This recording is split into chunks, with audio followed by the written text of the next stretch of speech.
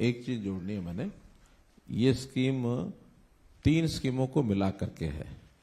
2 स्कीमें प्रधानमंत्री जी की पहले से चल रही हैं। एक स्कीम चल रही है प्रधानमंत्री जीवन ज्योति बीमा योजना, दूसरी चल रही है प्रधानमंत्री सुरक्षा बीमा योजना। तो जो जीवन ज्योति बीमा योजना है, इसका उस पहली वाली योजना में 436 रुपए साल का प्रीमियम है, और दूसरी योजना जो है प्रधानमंत्री जीवन सुरक्षा बीमा योजना, उसमें साल का 20 रुपए का प्रीमियम है सिर्फ। और 1,80,000 रुपए से नीचे वाले जो परिवार हैं, उनका ये जो प्रीमियम है वो सरकार भरेगी, ताकि उनको समस्या ना रहे। केवल पहली बार रजिस्ट्रेशन उनको कराना होता है, उनकी कंसेंट लेनी होती है कि हाँ मैं जो है इस बीमा योजना का लाभ उठाना चाहता हूं। पैसा वो भी उनको मिलेगा, लेकिन पहली बार उनके अकाउंट से पहले जाएगा, फिर वो सैंक्शन होगा, फिर हम अकाउंट में पैसा डाल देंगे। आगे हर साल हम डालते रहेंगे उस पैसे को। तो वो 2 लाख रुपया, 2 लाख उसमें है, 2 उसमें है। अगर तो सड़क दुर्घटना में कोई डेथ होती है तो फिर ये सुरक्षा बीमा योजना काम आएगी 20 रुपए वाली, और अगर जीवन ज्योति बीमा प्राकृतिक मृत्यु है तो जीवन ज्योति बीमा योजना वो आएगी। तो हर व्यक्ति का यानी अगर हम उसका मृत्यु का करते 436 का, उसमें वो इंक्लूड है, उसमें इंक्लूड है। सर ये प्रीमियम जैसा आपने बताया, ये प्रीमियम सब लोगों का जमा कराने के लिए ऑलरेडी हमारा प्रोसेस चल रहा है। वही चल रहा है, सबका नहीं है, 1,80 तक का। 1,80 तक, हाँ वो चल रहा है। लेकिन वो 2 लाख रुपए का जहां हो जाएगा तो वो 2 लाख रुपए वहां से मिलेगा, और बाकी जो घोषणा की है वो 2 लाख छोड़कर बाकी वो सरकार इस न्यास से जमा कराएगी। और उसमें अगर वो 436 जमा कराया तो उसमें चाहे प्राकृतिक हो चाहे दुर्घटना हो, दोनों है ना। बिल्कुल सर, डेथ के दोनों है। और अगर केवल 12 रुपए यानी 20 रुपए कराया है तो उसमें प्राकृतिक नहीं है, केवल दुर्घटना है। हाँ, लेकिन किसी भी तरीके की डेथ हो हम तो उसको पूरा कर देंगे। 5 वर्ष से 12 वर्ष 1 लाख, 12 से 18 2 लाख, 18 से 25 3 लाख, 25 से 40 5 लाख, 40 से 50 2 लाख, 50 से 70 2 लाख नहीं, 50 से 70 ये है जो एक्सीडेंटल है, एक्सीडेंटल 70 साल तक है। हाँ, तो 50 से 70 केवल एक्सीडेंटल है तो 2 लाख मिलेगा। प्राकृतिक मृत्यु में सरकार देगी।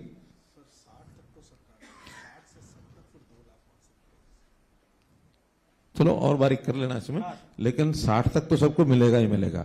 70 जो है लेकिन मिलेगा, वो सेंटर की स्कीम का पार्ट है। नहीं, वही पैसा तो हम भर ही रहे हैं ना। तो सरकार का ही है। हाँ। जो पैसा हम दे रहे हैं तो हमारी तरफ से ही हो गया वो। और उसमें भी अगर प्राकृतिक मृत्यु है तो हम अपने अकाउंट में से देंगे, और एक्सीडेंटल है तो उस अकाउंट में से आएगा। यानी अल्टीमेटली 70 साल तक डेथ होगी तो 2 लाख मिलेगा। और 70 साल के बाद अब भगवान के जिम्मे, वो भगवान के जिम्मे है। सर आगे बढ़ाते हुए अब स्पेसिफिकली ट्रेडर्स, क्योंकि आज यहाँ मौजूद हैं, सभी जिले के प्रधान आए हुए हैं। इसमें 2 स्कीम 9 मेंबर हैं, उनमें से भी आते हैं। हाँ, स्टेट व्यापारी ट्रेडर वेलफेयर बोर्ड के भी मेंबर्स और चेयरमैन हैं, जैसा आपको पता ही है, और जिलों से भी आए हुए हैं। इसमें 2 स्कीमें हैं सर। एक स्कीम ऑलरेडी, हालांकि हम उस पर रजिस्ट्रेशन मांग रहे हैं, अभी रजिस्ट्रेशन कम हुई है, तो मैं एक ब्रीफली बहुत बता दूं। ये स्कीम पहले चल रही है, निजी दुर्घटना योजना, जो कि अगेन व्यापारियों के लिए है, जिसमें 5 लाख रुपए तक का कंपनसेशन है। इसमें भी आप इस स्कीम के लिए भी लोगों को कहें कि वो इसमें भी रजिस्टर कराएं। बेसिकली हमने प्रोविजन ये रखा है कि वो सभी लोग जो जीएसटी में रजिस्टर्ड हैं वो इसको रजिस्टर करने के लिए एलिजिबल हैं, लेकिन ये पता करने के लिए कि कितने लोग इस स्कीम में आ रहे हैं, एक बहुत सिंपल रजिस्ट्रेशन प्रोसेस रखा हुआ है, जिसकी रजिस्ट्रेशन फीस सिर्फ 50 रुपए है, ईयरली रजिस्ट्रेशन फीस।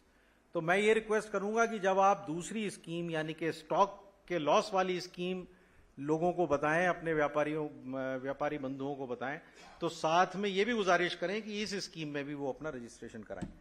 अब जो एक बात स्पष्ट कर देते हैं कि इसमें है 50 रुपया प्रति पर्सन, यानी अगर किसी फर्म के 3 पार्टनर हैं तो उनको 50 पैसा तीनों का अलग अलग यानी 150 रुपया जमा कराना है। कोई छोटी कंपनी है इसी रेंज में नीचे है और उसके 5 डायरेक्टर हैं तो पांचों के नाम से 50 रुपया है, पर पर्सन 50 रुपया। उनकी सबकी एलिजिबिलिटी है कराने की, रजिस्टर पर्सनली करना पड़ेगा। इसमें जो अब आज से ये स्कीम लॉन्च हो रही है, जिसमें कि आपकी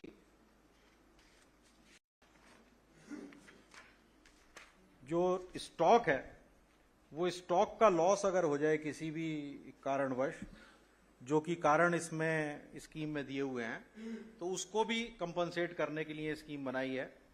फायर कवर होगी, राइट्स कवर होंगे, नेचुरल कैलेमिटीज कवर होंगी इसमें। और इसका अगेन ऑनलाइन पोर्टल है जो कि सीएम साहब आज जिसको शुभारंभ कर देंगे। और एक ऑनलाइन ईयरली रजिस्ट्रेशन कराना पड़ेगा जो भी व्यापारी इस स्कीम में पार्टिसिपेट करना चाहते हैं। वो इस पे डिपेंड करता है कि अगर कुछ लोगों ने जिन्होंने कोई और इंश्योरेंस लिया हुआ है वो बेशक ना कराएं, लेकिन आप देखेंगे कि इस स्कीम में पार्टिसिपेट करना उन सब लोगों के लिए फायदेमंद है जिन लोगों ने कोई बाहर से दूसरा इंश्योरेंस नहीं लिया हुआ है। और इसके लिए रजिस्ट्रेशन का टाइम पीरियड भी हमने रखा है। ये 1 फरवरी टू 30 अप्रैल हर साल रजिस्ट्रेशन होंगी। इस साल क्योंकि हम अब आज से शुरू हो रहे हैं तो इस साल समय थोड़ा सा कम रहेगा, 30 अप्रैल तक करेंगे। अगर कोई इसको डेट को 2, 4, 5, 7 दिन आगे भी ले जाना आप लोगों को अगर लगता है आप नंबर बढ़ा सकते हैं तो वो उस स्टेज पे हम कंसीडर कर सकते हैं। ये डॉक्यूमेंट्स हैं, ये डॉक्यूमेंट्स जो स्कीम है वो बहुत जल्दी नोटिफाई हो जाएगी। उस स्कीम में सारे नॉर्मल डॉक्यूमेंट्स हैं, ये आपको साथ में देने होंगे। जो इसमें कंपनसेशन की अमाउंट है वो अगर टर्नओवर 20 लाख तक है तो कंपनसेशन कवरेज 5 लाख की रखेंगे और 100 रुपये उसकी फीस होगी। अगर टर्नओवर 20 और 50 लाख के बीच में है तो कवरेज 10 लाख की और रजिस्ट्रेशन फी 500 रुपये। सिमिलरली 50 लाख 1 करोड़ 15 लाख तक की कंपनसेशन कवरेज 1500 रुपये फीस, और 1 करोड़ और 1.5 करोड़ के बीच में 20 लाख रुपए तक की कंपनसेशन कवरेज है और 2500 रुपये इसकी रजिस्ट्रेशन फी होगी। और जिन लोगों का कम टर्नओवर ये 1.5 CR के ऊपर है उन लोगों के लिए ये स्कीम नहीं है। उनको ये माना गया है कि वो अपना आप सक्षम है कि वो अपना इंश्योरेंस करा के उसको कवर कर सकते हैं लॉस को। बहुत ब्रीफली इसकी इंटीमेशन कोई भी इस तरीके का लॉस हो तो 24 घंटे के अंदर अंदर आपको पोर्टल पे देनी होगी, जिससे कि ट्रेडर वेलफेयर बोर्ड को भी पता लग जाएगा और जो सुरक्षा न्यास है सरकार का ट्रस्ट के रूप में काम करेगा उसको भी पता लग जाएगा। Claim form trader welfare board 7 दिन के अंदर अंदर उसको वेरीफाई कर देगा। उसके बाद सर्वेयर को नियुक्त कर देगा ट्रस्ट और वो सर्वेयर 2 दिन के अंदर अंदर उस क्लेम फॉर्म को रिसीव करके जो उसने सर्वे करना है वो सर्वे वगैरह करके और फाइनल सर्वे रिपोर्ट के लिए हमने उसको 3 हफ्ते का समय दिया, 21 दिन में सबमिट कर देगा। और उसके बाद सुरक्षा न्यास जो कि ट्रस्ट के रूप में काम करेगा, हरियाणा सरकार का ही है अगेन, वो उस फाइनल सर्वे रिपोर्ट के आने के 1 महीने के अंदर अंदर उसका भुगतान करेगा और डायरेक्टली जो बेनिफिशियरी है उसके अकाउंट में ये पैसा जाएगा। ये बाई एंड लार्ज इस स्कीम की डिटेल्स हैं। और क्वेश्चन आंसर इनके आपने कुछ रखे हुए सर? दो चीजें क्लियर करता हूं अनुराग जी। एक चीज तो ये जो रजिस्ट्रेशन का पैसा रखा गया है कुल मिला के तो एक प्रकार का ये प्रीमियम ही है और ये प्राय जो जनरल इंश्योरेंस कंपनीज का प्रीमियम है उससे लगभग आधा है, क्योंकि अल्टीमेटली तो एक ट्रस्ट है, उस ट्रस्ट में ये पैसा आएगा, उसी में से नुकसान होगा तो जाएगा। ट्रस्ट का कोई मोटिव प्रॉफिट कमाना नहीं है, कुछ कम पड़ेगा तो सरकार डाल देगी, लेकिन उसमें सबसे इकट्ठा होगा और क्षतिपूर्ति कर दी जाएगी। दूसरा इसमें है रजिस्ट्रेशन जो है अनुराग जी, रजिस्ट्रेशन 40 लाख से नीचे जिसका टर्नओवर है उसको रजिस्ट्रेशन अनिवार्य नहीं है, लेकिन रजिस्ट्रेशन कराना चाहिए। बहुत लोगों ने उससे नीचे रजिस्ट्रेशन कराया है वो कंपोजिट स्कीम में आ सकते हैं 1% वाली स्कीम में, और जिनको इसका लाभ लेना है उनको तो रजिस्ट्रेशन करना ही होगा। रजिस्ट्रेशन की लोअर लिमिट कोई नहीं है। अगर वो 5 लाख रुपया टर्नओवर वाला व्यक्ति भी रजिस्ट्रेशन करना चाहे तो करा सकता है। ठीक है ना सर? बिल्कुल, मैं एक बात इसमें ऐड कर दूं सर, सबकी जानकारी के लिए। हरियाणा में आज के दिन जो रजिस्ट्रेशन है उसका 62% इस लिमिट के नीचे है, यानी 40 साल से नीचे, 40 लाख से नीचे वो लोग हैं जो कि जिनको मैंडेटरी नहीं है रजिस्टर करना, और उन्होंने फिर भी रजिस्टर 62%। कई लाभ होते हैं उसके, यानी जो रजिस्टर्ड होता है वास्तव में गवर्नमेंट की सप्लाईज बहुत होती हैं, चाहे सेंट्रल गवर्नमेंट की, पीएसयूज की, हरियाणा स्टेट की, वो सप्लाई केवल रजिस्टर्ड डीलर से ही हो सकती है। इसलिए उनको तो अपना माल बेचना है और रजिस्ट्रेशन में कुछ लगता नहीं है। रजिस्ट्रेशन कराना है, फॉर्मेलिटी थोड़ी पूरी करनी है, वो फिर उस माल को सरकारी महकमों को भी बेचने के लिए उसकी एलिजिबिलिटी बन जाती है। इसलिए हम व्यापारियों को कहें रजिस्ट्रेशन का कोई अलग खर्चा तो है नहीं। क्या है कोई? बस वो रजिस्ट्रेशन फी है सर। नहीं, वो तो है बीमे के लिए, उतना ही है सर, उतना ही वहां, और नहीं है ना जीएसटी। में तो सर अलग प्रोसेस। जीएसटी रजिस्ट्रेशन में कोई भी पैसा नहीं लगता। यहां बीमा कवर करने के लिए सिर्फ छोटे व्यापारी को 100 रुपया देना है साल का, इससे ज्यादा नहीं देना। तो इसलिए प्रोत्साहन करके ज्यादा लोगों को रजिस्ट्रेशन कवर में लाना चाहिए। तो एक चीज सर मैं बताना भूल गया। ये स्कीम एक बारी अगर आप लोगों को याद हो तो हमने सरकार के तौर पे अगेन बीमे के तौर पे शुरू की थी। अनफॉर्चुनेटली उस स्कीम में लोगों ने फायदा नहीं उठाया।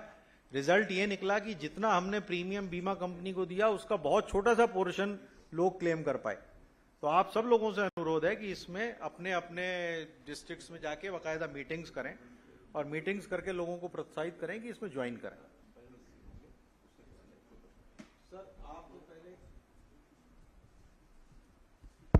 एक विषय आया कि छोटे व्यापारी को रजिस्ट्रेशन करते समय सीए का एक सर्टिफिकेट लेना पड़ता है, और वो कोई भी सीए, आखिर सीए है तो सीए है, वो 4,000 5,000 से नीचे तो अपना मुंह खोलेगा नहीं। ठीक है ना? तो इसमें 20 लाख रुपए से नीचे का कोई व्यापारी अगर रजिस्ट्रेशन करना चाहता है और वो अपना सीए सर्टिफिकेट उसको चाहिए, तो हम गवर्नमेंट एम्पैनल्ड सीएस की लिस्ट जारी कर देंगे और उससे कराएंगे। उसका कोई पैसा नहीं देना, वो पैसा उसका जो लमसम देना होगा वो हमारा डिपार्टमेंट देगा, इसी योजना में से देगा। 1 मिनट में फैसला किया सीएम साहब ने। अरे जबरदस्त तालियां बजाओ, इससे क्या होगा? बहुत आनंद।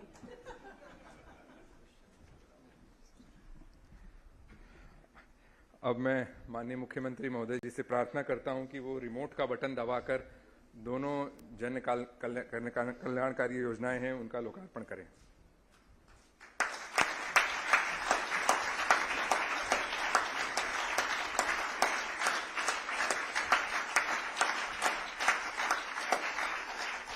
अब मैं माननीय मुख्यमंत्री महोदय जी से उनके उद्बोधन के लिए प्रार्थना करता हूं।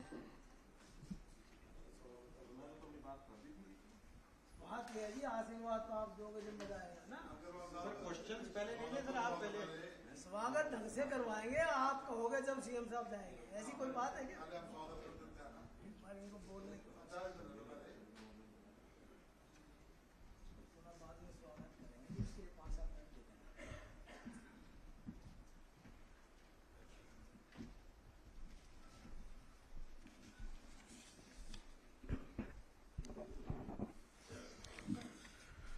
बहुत ही आज एक सुंदर अवसर है जब हरियाणा के व्यापारी वर्ग को यहाँ इन 2 योजनाओं का लॉन्च करने के लिए यहाँ बुलाया गया है। मंच पर विराजमान हमारे हरियाणा व्यापारी कल्याण बोर्ड के अध्यक्ष जो इस वर्ष जिनकी नियुक्ति हुई है, हमारे बहुत ही पुराने साथी हैं बालकिशन जी। उपाध्यक्ष हरियाणा व्यापारी कल्याण बोर्ड के हमारे श्री श्रीनिवास जी गोयल बैठे, वो कुलाना निवासी हैं, बहुत ही पुराने साथी हैं हमारे ये। और दूसरे उपाध्यक्ष हैं श्री सुरेश मित्तल जी, ये भी हमारे पुराने साथी हैं, ये दूसरे उपाध्यक्ष हैं, पूर्व अध्यक्ष रामनिवास जी अभी इस टर्म से पहले अध्यक्ष रहे हैं, मंच पर विराजमान प्रिंसिपल सेक्रेटरी श्री उमाशंकर जी, वित्त सचिव अनुराग रस्तोगी जी, हमारे बीच में अन्य सभी अधिकारीगण, उपस्थित हरियाणा के कोने कोने से आए हुए हमारे सभी व्यापारी बंधुगण। 2 योजनाएं आपके सामने रखी हैं। वास्तव में तो चूंकि एक सिस्टम में से हम चलते हैं, लगातार वर्ष भर अपनी योजना से काम करते रहते हैं, लेकिन योजना में काम करते करते कभी कभी कठिनाइयों का सामना करना पड़ता है। कभी आकस्मिक कोई दुर्घटना हो गई, आकस्मिक कोई ऐसा कारण बन गया जिससे हमारे चलते चलाते व्यापार में कोई नुकसान हो गया, जान को जोखिम हो गया। तो इस क्षतिपूर्तियों को करने के लिए विभिन्न प्रकार की योजनाएं दुनिया भर में हैं। ये एक प्रकार की सामाजिक सुरक्षा ये होती है कि हर किसी का जीवन सुरक्षित हो। तो सुरक्षित करने के लिए आकस्मिक कोई नुकसान होता है, उसके लिए आपसी सहयोग से मिलकर के योजनाएं बनानी चाहिए। तो इसमें सभी लोग मिलकर के जब योजनाएं बनाते हैं, वो योजनाएं ऐसी होती हैं कि आने वाले समय का, भविष्य का कुछ भरोसा नहीं होता। उस समय की कोई बात अनहोनी ना हो जाए तो सब मिलकर के कोई ना कोई एक निधि इकट्ठी कर लें और उस निधि के बाद जिसका नुकसान हो उसको वो दे दिया जाए। एक प्रकार का ये सहकारिता का सिस्टम है, कोऑपरेटिव सिस्टम है। इसको बीमा कंपनी, जीवन बीमा कंपनी, हम कुछ भी कह लें, उस योजना के अलग अलग प्रकार करते हुए हमने एक न्यास बना दिया कि हरियाणा सरकार का एक न्यास रहेगा। उस न्यास में कुछ कलेक्शन जो बेनिफिशियरीज हैं, जिनको लाभ मिलना है, उनका एडवांस एक प्रीमियम थोड़ा सा लेकर के डाल दिया जाए, कुछ पैसा सरकार का डाल दिया जाए, मिली जुली योजनाएं बनाएं। और खास करके ये योजनाएं जो थोड़ा सा अपने व्यापार में या आर्थिक स्थिति के नाते से बड़ों से थोड़ा नीचे हैं, कमजोर हैं, छोटा व्यापारी है, उसके लिए बहुत आवश्यक है। बड़ा व्यापारी शायद उसकी हड्डी सहन कर लेगी, उसकी इतनी ताकत है, वो एक जगह नहीं 10 जगह काम करता है, कहीं एक जगह नुकसान हो गया तो बाकी जगह से उसकी पूर्ति वो कर लेगा। लेकिन जिसका एक ही काम है, उसी में नुकसान हो गया तो उसके लिए तो बहुत मुश्किल हो जाती है, रातों रात खत्म हो जाता है। जैसा बालकृष्ण जी कह रहे थे कि रात को वो चिंतित होता है, उसको पता नहीं सवेरे तक क्या हो जाए। हम अपने मार्केट में, दुकान में ताला लगा के आते हैं, सवेरे उठने से पहले कोई उल्टा सीधा समाचार मिल जाता है। तो ऐसे अवसर पर कोई तो चिंता करने वाला हो।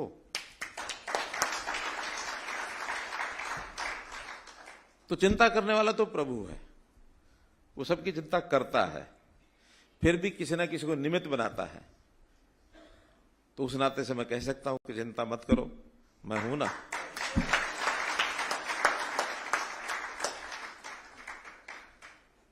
और मुझे भी अपने पास से कुछ नहीं करना, पूरा प्रदेश है, इस पूरे प्रदेश में सब लोग मिल करके, प्रधानमंत्री जी ने कहा सबका साथ, सबका विकास, सबका विश्वास, सबका प्रयास, सब मिल करके करेंगे। और मिलके करने में भूमिका जो है व्यापारी की बहुत बड़ी भूमिका है, छोटी भूमिका नहीं है। व्यापारी को सरकार का भामाशाह ये कहा गया है। सरकार के लिए व्यापारी धन कुबेर है, जनता और सरकार के बीच में एक माध्यम है, पैसा इकट्ठा करना होता है। तो या तो सरकारी एजेंसी को लगाएं, जाओ भाई सबसे पैसा इकट्ठा करो, बहुत बड़ा सिस्टम बन जाता हो। या फिर व्यापारी वर्ग है कि जो सिस्टम में से कहीं से सामान लेके आता है कीमत से और कीमत पर आगे दे देता है, सरकार कहता है भाई थोड़ा सा इतना हमारा भी इकट्ठा करके दे देना। यही तो कहते हैं, माल आप खरीद के लाते हो, 100 रुपए का लेके आते हो, 5 रुपया 10 रुपया अपना प्रॉफिट जोड़ते हो। हम कहते हैं भैया 12, 15, 18 हमारा भी जोड़ लो। तो यही करते हो, आप लेके उसको आगे दे देते हो। सिस्टम बना हुआ है जीएसटी। तो इस जीएसटी का भी हरियाणा के व्यापारी ने बहुत ही कमाल किया हुआ है। वैसे तो जीएसटी एक जब से शुरू हुआ बहुत इसका विरोध हुआ, जगह जगह जाके हमने भी समझाया, भाषण दिए, जो नाराज व्यापारी थे उनको मनाया। एक बड़ा अंतर देखा उस समय। जो थोड़ा बड़ी आयु का व्यापारी था, पुराना था, उसको बड़ी तकलीफ थी, नए को समझ नहीं थी। हम समझाते थे बहुत अच्छा है, और उसके बाद पुराने ने भी सारा हिसाब किताब छोड़ के नए अपने बेटों को, बच्चों को, साथियों को दे दिया, भैया अब ये नया सिस्टम है, आप संभालो। और आज नया व्यापारी है, वो इतना खुश है इससे, बहुत खुश है। वो कहते हैं जान छुड़ा दी दो भैयों की। एक भैया रात को लिखते थे, एक भैया मुनी माता था, वो दिन को लिखता था। दिन वाली वो लिखता था, कोई आके देखेगा दिखा देंगे। रात वाली या तो उस व्यापारी को पता होती थी या उसकी पत्नी को पता होती थी, किसी को पता ही नहीं होता था। वो 2 नंबर की पर्चियां जेब में डाल के ले जाते थे। अगले दिन वो पर्ची लाते थे, विश्वास पात्र नौकर को देते थे, जाओ ये फलाने से ले आइए 5000 की पर्ची, पैसे लेके आ जाए। मुझे थोड़ी जानकारियां क्यों हैं ये मैं आपको बता देता हूं। मैंने 72 से लेकर के 80 तक व्यापार किया, दुकान किया कपड़े की। और एक घटना सुनाता हूं। अच्छा चलो लाइव है, कोई बात नहीं। देखिए ये सब करते थे, आज कोई नहीं करता। उस समय ये सारा काम 2 नंबर की पर्चियों पर चलता था, और 5-7 पर्चियां हमारी जेब में भी रहती थी। एक दिन बस में चढ़ते हुए किसी एक जेब कतरे ने जेब काट ली, और वो बटुआ भी चला गया, वो पर्चियां भी चली गई, सब चला गया। तो हमें चिंता हुई। अब चिंता बटुए में कोई 200-400-500 रुपए उसकी नहीं थी, चिंता वो 4-5 पर्चियों की थी। अब रात भर सोए नहीं, सर्दियों के दिन थे। सवेरे सवेरे उठ के बस में बैठ करके मैं जिस जगह, क्योंकि जब मैं बस में चढ़ा उस समय कटी, तो ध्यान में आया कि हाँ इस जगह पर कटी है। तो दिमाग ने काम किया, थोड़ा उस जगह उतर के मैं उस रूट के ऊपर कोई आधा किलोमीटर 1 किलोमीटर पैदल चल के मैंने देखता हूं, और पैदल चलते चलते एक साइड में किनारे पर वो पर्चियां मिल गई। कि वो किसी और के काम की तो थी नहीं ना, जिसने पैसे निकाले उसको तो, जो बटुए में पैसे थे उसका मतलब था, उसको पर्चियां क्या लेने देनी थी। तो मेरा कहने का मतलब इन चीजों को ठीक करने में अब उस समय समझ नहीं थी, आज हमको समझ है कि नहीं, व्यापार भी या और भी सारी चीजें इतनी शुद्ध होनी चाहिए कि रात को आराम से नींद आ जाए। तो जीएसटी का जो विरोध हुआ था, 6 महीने साल भर विरोध चला। 2016-17 में कब शुरू हुआ था?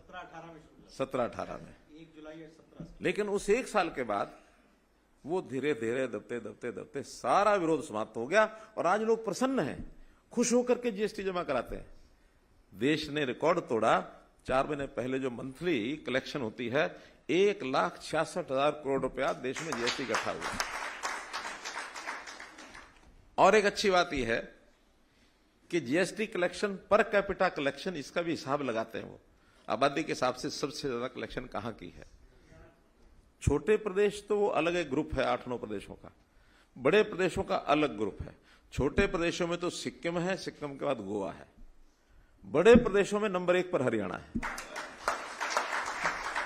यानी हमारा कलेक्शन 2,54,00,000 की आबादी पर पिछले साल 21-22 में 68,142 करोड़ रुपया कलेक्शन हुआ। 25,000 के करीब एवरेज आता है। 26,700 समथिंग है पर हेड। यानी एक आदमी जितना माल खपत करता है उसमें से 26,000 रुपया वो सरकार को देता है, बाकी खुद खाता पीता है। तो ये ठीक है कि उसमें से कलेक्शन में से बहुत सामान ऐसा भी है जो हमारे यहां उपयोग नहीं होता, वो दूसरे प्रदेशों में चला जाता है, फिर वो टैक्स वहां चला जाता है, रिटर्न भी होता है। एक्चुअल जो इनकम है वो कम है, लेकिन कलेक्शन इतनी है। तो ये हरियाणा के व्यापारी का एक बहुत बड़ा एक सुंदर एक सिस्टम बना हुआ है। इसमें हमको सारे सिस्टम पता है कि बड़े व्यापारी को रजिस्ट्रेशन करना होता है, उसको एक टैक्स के रेट्स हैं वो सब देने होते हैं। अगर वो उस प्रकार से नहीं करना चाहता तो जो एक लमसम रेट है consolidated 1% composite scheme up to 150, 1 crore 1.5 crore तक, उसको थोड़ा छोटा व्यापारी मान लेते हैं कि जिसका महीने में 12 लाख 13 लाख की टर्नओवर है, अर्थात रोज की 40-50 हजार है, उसको छोटा व्यापारी मान करके भैया जितना टैक्स दिया है, बस 1% और दे दो, तुम्हें कुछ नहीं करना। हिसाब किताब भी कम, सीए के झंझट भी खत्म, केवल एक बार रजिस्ट्रेशन के समय सीए को पैसा देना होता 5-4 हजार रुपया, और आज जो 20 लाख से नीचे वालों का रजिस्ट्रेशन, वो झंझट भी खत्म। अब आपको नहीं देना। आपने 1 मिनट में इशारा। मेरा इसमें इतना ही कहना है कि हम जो जितने भी विषय हमारे सामने आते हैं, केवल व्यापारी के ही नहीं, जनता के और भी, क्योंकि ये सारी योजनाएं सबको चाहिए। एक आम आदमी को भी चाहिए, किसान को भी चाहिए। किसान की क्षतिपूर्ति का अलग हमने एक पोर्टल बनाया। मानो खेती, अब सबसे देखा जाए तो सबसे ज्यादा यानी रिस्की अगर कोई काम है तो वो किसान का है। किसान की खेती खुली हवा में, आकाश के नीचे पड़ी है। कब आंधी आ जाए, तूफान आ जाए, बरसात आ जाए, ओला पड़ जाए, उसकी फसल खराब हो जाती है। कम से कम हमारी सबकी जो स्टॉक होता है, स्टोर होता है, वो अंदर ताले में पड़ा है, उसका तो वो भी नहीं है। इसलिए उसकी क्षतिपूर्ति भी सब करते हैं। अलग से एक पोर्टल बनाया है कि किसी का नुकसान हो जाए 72 घंटे के अंदर अपने आप चढ़ा दो। फिर उसका सर्वे पटवारी से, तहसीलदार से, डीसी से, एसडीएम से सब करा करके बाद में कितना तूने मंडी में बेचा है, उसका जो डिफरेंस है वो उसका क्षतिपूर्ति में दे देते हैं। बहुत सरल सिस्टम हो गया, कोई कठिनाई नहीं आती है। जहां कहीं इसमें थोड़ा गड़बड़ करने का मानस होता, वो भी अब रुक गया है। सबको पता लग गया जो असली भरेंगे वो मिलेगा। लेकिन अभी भी बहुत से वर्ग ऐसे हैं जिनका कोई माली नुकसान होता है तो उसके अंदर थोड़ा अभी कमी है। जैसे बहुत छोटा रेडी खोमचे वाला आदमी है, अब उसका जीएसटी नंबर तो है नहीं, ना वो रजिस्टर करेगा। एक 10-20 हजार रुपए का सामान लगाता है तो 10 बेर कर सकता है वो, ऐसा नहीं कि नहीं कर सकता। लेकिन फिर भी बड़ी कठिनाई उसके लिए भी है। हम संभालने में भी बड़ी दिक्कत आएगी। हर रेडी खोमचे वाले का कैसे हिसाब रखेंगे? तो हम एक योजना उसके लिए भी लेके आएंगे कि जो रेडी खोमचे वाला है उसके सामान के नुकसान होता है वो भी भरपाई करें। बहुत जल्दी उसकी योजना लेके आएंगे। जहां तक सेक्टर 9 की मार्केट का जिक्र किया, वहां तो 132 ऐसे खोखे वाले थे जिनका सब रातों रात नाश हो गया, नुकसान हो गया। हमने अगले दिन जाते ही पहले तो उनके घर को कुछ ना कुछ दे करके राहत दी कि उनके घर का 1 महीने का खर्चा तो चल जाए, एक 20-25 हजार रुपया घर में चला जाए। फिर बाद में तुरंत डिपार्टमेंट को, एचएसपीपी को बुला करके उनकी जमीन उनको अलॉट कराई, उनसे बहुत सस्ते पैसे में उनको दिया। और न केवल 9 मार्केट में, आप बैठे हैं बीपी अग्रवाल, 3 और मार्केटें जो ठीक ठाक थी उनको भी दे दिए, 4 मार्केट में दिए। और उसके बाद फिर सारे हरियाणा में कर दी कि इस प्रकार की कोई मार्केट कहीं है और वो सरकारी जमीन पर है तो हम उसको थोड़ा पैसा ले करके और उसको दे देंगे ताकि उसकी दुकान पक्की हो जाए। अभी पीछे एक विषय आया कि अर्बन लोकल बॉडीज की पुराने समय में, खास करके आजादी के बाद बहुत से लोग आए, उन्होंने अपना कोई खोखा बना लिया, कहीं पटेदारी पर जगह ले ली, कहीं लीज पर ले ली, और वो दुकानें छोटी मोटे खोखे वोखे रख लिए। धीरे धीरे वहां दुकान भी बना ली। अब इतने साल हो गए हैं, 70 साल के बाद भी दुकान वो छोड़ सकते नहीं, क्योंकि रोजी रोटी का विषय है। कुछ लोगों ने दुकानें आगे दूसरों को भी दे दी पगड़ी पर। आखिर पगड़ियों पर ये सारे विषय चलते हैं, जैसे किराएदार देते हैं। तो उस नाते से ध्यान में आया कि क्यों नहीं इनकी मलकियत इनको दे दी जाए। 20 साल से पुराना अगर किसी का विधिवत लीगल कब्जा है, कोई उसके पास रसीद है, पर्ची है, कुछ भी है, तो उससे एक रेट तय कर दिया कि इस रेट के हिसाब से पैसा जमा करो और रजिस्ट्री करा लो। हजारों केस ऐसे आ गए हैं, कुछ तो हो भी गए हैं। मोहित जी कितने हुए हैं? 800 2000 एप्लीकेशन आ गई है, तो उसमें से 1200 प्रोसेस में, 800 हो गए हैं। प्रोसेस में कुछ कागजी कार्रवाई और कहीं कहीं गड़बड़े क्या हुई। हमारे सरकारी जो डिपार्टमेंट है ना, वो भी बड़े मजेदार हैं, जैसे काम करते हैं। शहरों में जमीन तो अलग अलग विभाग की होती है, तो वहां क्या पीडब्ल्यूडी की जमीन है, इरिगेशन की है, किसी ने खोखा वहां लगाया और वो म्यूनिसिपैलिटी में गया, जी हम जो ये लगाए बैठे हैं जरा हमारी पर्ची काट दो। जमीन पीडब्ल्यूडी की, इरिगेशन की, किराया चढ़ा दिया यूएलबी ने और यूएलबी के नाम से किराया खाए जा रहे हैं। आज जब रजिस्ट्री कराने लगे तो कहते हैं ये तो हमारे नाम ही नहीं है। अब यूएलबी वाले पकड़े गए। तब जाके हमने चीफ सेक्रेटरी कहा कि भी शहर के अंदर इस पॉलिसी को सारे डिपार्टमेंट जितनी जमीनें सबकी हैं सब अडॉप्ट कर लें, सब इस हिसाब से दे दें। तो मित्रों, आज आपको मैं इस विषय पर बहुत बहुत बधाई देना चाहता हूं। और जो 2 स्कीमें शुरू की गई हैं, नाम इसका एक का तो बहुत बड़ा सा रखा है, दीनदयाल उपाध्याय अंत्योदय परिवार सुरक्षा योजना, शायद कोई याद रखे ना रखे, लेकिन मुझे बैठे बैठे ध्यान में आया कि दयाल उपाध्याय, तो ये दयालु बन जाता है, सार्थक नाम है कि नहीं? तो ये दयालु योजना, जिसमें हम 5 वर्ष से 12 वर्ष तक 1 लाख रुपया, 12 से लेकर 18 वर्ष तक 2 लाख रुपया, 18 से आगे जो भी योजना बनाई है, उस योजना का नाम दयालु योजना रहेगा। इसको इसी ढंग से उल्लेखित करें, ठीक है? और दूसरी योजना, उसको संक्षेप में नाम है क्षतिपूर्ति योजना। उस क्षतिपूर्ति योजना का दायरा कैसे कैसे बढ़ाएंगे, वो धीरे धीरे आप लोगों को पता लग जाएगा। और बाकी सारी स्कीम का जो विवरण है वो सब बता दिया है। इसमें हमारे जो रजिस्टर्ड लोग हैं, जैसा बताया कि 60,000 लोग, 60% लोग तो जो 40 लाख से नीचे का रजिस्ट्रेशन है, एक बहुत बड़ा अच्छा। क्योंकि प्रधानमंत्री जी ने एक बार हमको कहा था कि देखिए, रजिस्ट्रेशन में किसी को नुकसान होने वाला नहीं है, कुछ लाभ ही होगा। छोटे बड़े सबका रजिस्ट्रेशन कराओ, ताकि आगे चल करके उनको बड़े होने का मौका मिलेगा। और जब वो 40 लाख से बढ़ जाएंगे तो उनको अचानक कोई दिक्कत नहीं आएगी। 40 लाख 50 हो गया, 60 हो गया, हर किसी इच्छा करेगी मैं ज्यादा बढ़ूं आगे। टैक्स देने में किसी को कोई संकोच नहीं होता। टैक्स देने का संकोच एक ही समय होता है कि जब मैं टैक्स दे रहा हूं, मेरा पड़ोसी टैक्स नहीं दे रहा, उस समय तकलीफ होती है। फिर उसका माल बिकता, मेरा नहीं बिकता, यही होता है ना। और अगर सब देने लग जाए तो फिर भैया चाहे वो 10% हो, चाहे 12 हो, चाहे 25 हो, सभी दे रहे हैं तो खर्चाते मालते पैना हो गया ना। चलिए, एक विषय शायद इस योजना में कहीं आया नहीं है कि ये जो बीमा है, ये बीमा जो पहले से बीमित फर्में हैं या जो संस्थान है, उसको बीमा नहीं कराना है और ना उसको उपयोगी होगा, क्योंकि बीमा एक ही जगह से मिलेगा। और जो लोग लोन लेकर के अपना कहीं ना कहीं से काम चलाते हैं, उनका बीमा पहले से बैंक कराता है, उनको नहीं कराना इसमें। वरना कहीं कहेंगे लो जी हमने तो इसलिए करा दिया था, उधर से भी मिलेगा, इधर से भी मिलेगा, 2 जगह से नहीं मिलेगा। बाकी जो बातें हैं सारी हमारे अनुराग रस्तोगी जी ने बताई हैं। मैं आपको इस अवसर पर बहुत ही शुभकामना देता हूं। इसी प्रकार से आप बढ़ें।